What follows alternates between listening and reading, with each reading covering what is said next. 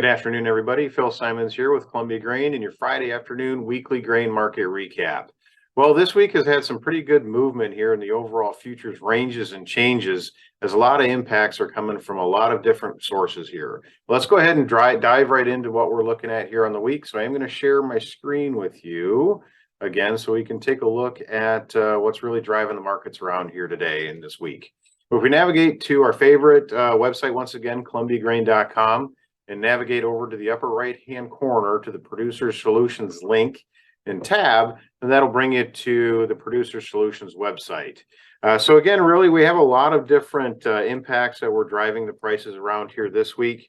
One of the biggest things continues to be really headlines coming out of Russia and Ukraine, and they continue to just go round for round, with Russia really saying that the agreement for the safe harbor passage that they have on right now is pretty much going to be over on May 18th if they don't get really the relief that they're looking for in terms of the overall agreement, that what they've been really kind of aiming for. The other thing that we're really looking at too is continues to be the drought monitor index and the overall weather.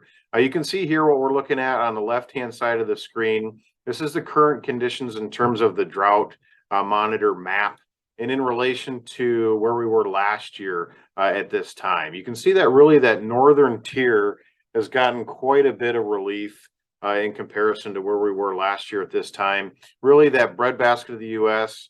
Continues to see some major drought concerns. So really, we're continuing the tug of war that we have been seeing in the overall market in terms of weather premium and what we should be or what we should be taking out of the market. The other thing really that was really driving the markets around this week is continued discussion over Brazil soybean production and the amount of beans that those guys are going to actually have coming at them here, and really what the prospects look like and how that's going to be competitive in nature to U.S. beans in terms of new crop sales. So if we take a look at what the export sales were this week from last week's numbers, really the noticeable issue that we're seeing right now in beans in particular is a 23-24 crop year. So new crop overall commitments. And you can see that just looking at just 1 week from export sales numbers from last week, there really wasn't any export sales of new crop really to speak of, and it's really starting to get a lot more attention as we continue to see again the prospects for Brazil soybean production and how much of a competing factor that we're going to continue to see as we continue to move in through the new crop year. So again, just something to definitely keep our eyes on as we move forward. But when we take a look at how the dust settled here today in terms of overall weekly price ranges and action. Again, if we start on the left-hand side of the screen, when we take a look at new crop anyway for December corn, you can see the weekly change or the weekly range was 25 cents, and we actually wound up losing 11 cents on the week here. Next, if we take a look at new crop beans, the weekly range was 48 cents, but the weekly change, we actually lost 15 cents net here. Next up, if we take a look at Kansas new crop Dees, the weekly range again pretty high at 66 cents, but then the weekly change we actually lost 39 cents when we take a look at how the dust settled today. When we look at December wheat for new crop, we see the range there again pretty big at 50 cents, and then the weekly change we actually lost 23 cents in the futures market in Chicago wheat. Lastly, if we take a look at Minneapolis, the overall range was 46 cents.